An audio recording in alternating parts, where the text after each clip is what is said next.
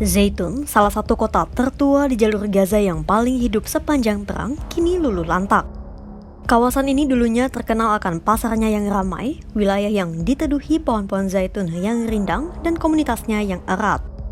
Sejauh mata memandang, Zaitun kini diselimuti debu abu bekas puing-puing bangunan yang hancur, diratakan oleh popor senjata hingga rudal Israel. Rencana Israel menduduki jalur Gaza tak hanya membumi ratakan Zaitun, namun juga wilayah-wilayah lain di kota ini. Kematian tak pandang bulu, bahkan jurnalis sekalipun tak luput dari tembakan Israel. Apa sebenarnya rencana Perdana Menteri Israel Benjamin Netanyahu?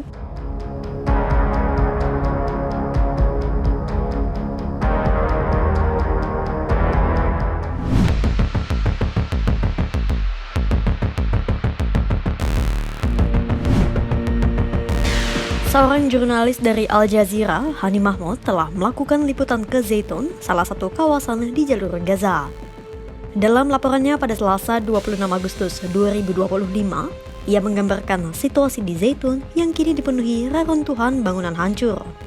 Sejak Israel melancarkan operasi pendudukan seluruh Gaza, Zaitun, Sabra, dan wilayah lainnya di jalur Gaza kini menjadi sasaran penghancuran Israel. Lebih dari 1.000 bangunan di Zaitun dan Sabra hancur sejak Israel melancarkan operasi militer besar-besaran pada 6 Agustus 2025. Juru bicara pemerintah kota Gaza, Asem Al-Nabi, mengungkapkan kerusakan yang parah yang terjadi di Zaitun. Hampir semua infrastruktur penting di wilayah itu kini lenyap tak bersisa.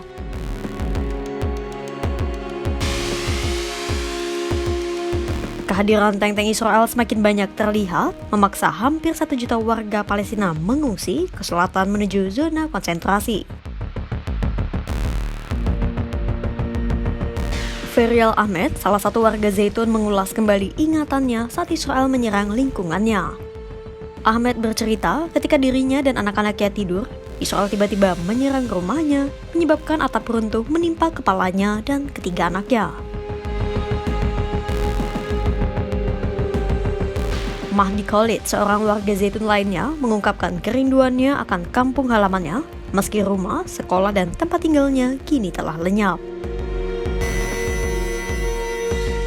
Koordinator Komunikasi Women's Affairs Center, Reha Mahdi Al-Jarrah, menyebut serangan Israel yang meluas dan tak berhenti di Gaza telah merampas segalanya. Kementerian Kesehatan Gaza melaporkan jumlah korban tewas di Gaza kini telah mencapai 62.744 orang. Korban tewas itu termasuk 5 jurnalis yang meninggal dunia saat mereka tengah melakukan peliputan di balkon Rumah Sakit Nasir di Khan Yunis pada Senin 25 Agustus 2025 lalu.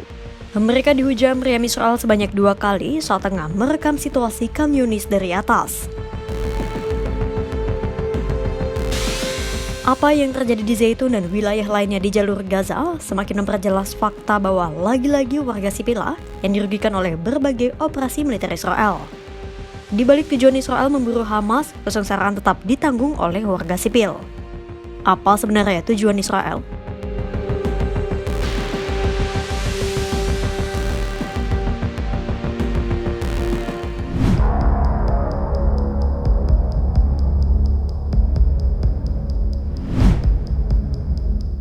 Manuver Israel membumi ratakan wilayah-wilayah di Gaza seolah ingin menghapuskan Gaza dari peta.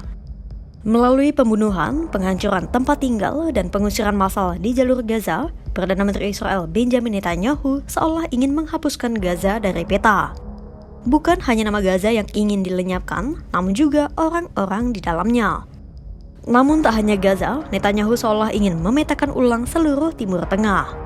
Hal itu disampaikan oleh juru bicara Inisiatif Nasional Palestina, Mustafa Barghouti. Melansir Al Jazeera, Barghouti menyebut upaya pemetaan ulang itu dilakukan dengan 3 cara. Pertama, melenyapkan dan memusnahkan rakyat Palestina dengan melakukan genosida dan pembersihan etnis. Kedua, mencaplok tanah di negara lain seperti yang dilakukan Israel terhadap Suriah dan Lebanon. Di Suriah, Israel menduduki sebagian dataran tinggi Golan. Sementara di Lebanon, Israel menargetkan wilayah Sheba, meski perbatasan Lebanon dan Israel saat ini sudah dijaga ketat oleh pasukan perdamaian PBB atau UNIFIL. Dan upaya Israel memetakan ulang Timur Tengah dilakukan dengan menancapkan dominasi Israel di Timur Tengah. Pertanyaannya, apakah dunia akan terus bungkam?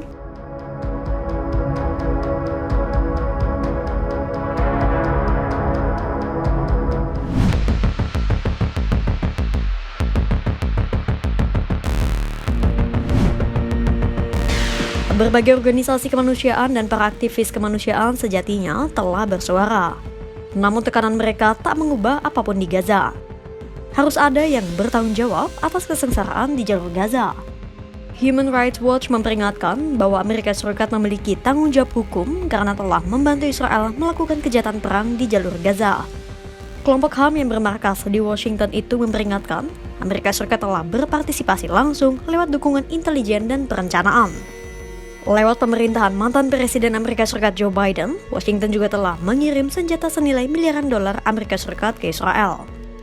Semua tindakan itu bisa membuat Amerika Serikat menghadapi tuntutan pidana suatu saat. Hal itu disampaikan oleh Direktur Human Rights Watch, Sarah Yeager. Yeager pun menyerukan agar Amerika Serikat menghentikan penjualan senjata ke Israel, mengenakan sanksi terhadap para pejabat Israel, dan menangguhkan perjanjian perdagangan.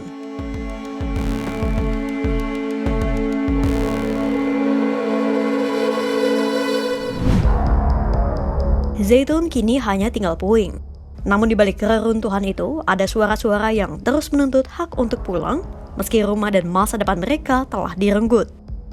Di satu sisi, Israel berdalih operasi ini ditujukan untuk memburu Hamas. Tapi kenyataan menunjukkan serangan Israel pelan-pelan menyingkirkan kehidupan Gaza dan warga sipil yang paling banyak menanggung derita. Pertanyaannya, apakah serangan brutal ini sekadar bagian dari perang melawan kelompok bersenjata? Ataukah hanya dalih Netanyahu untuk menghapus Gaza sekaligus memetakan ulang wajah Timur Tengah? Pantau terus perkembangannya hanya di kanal YouTube Kompas.com.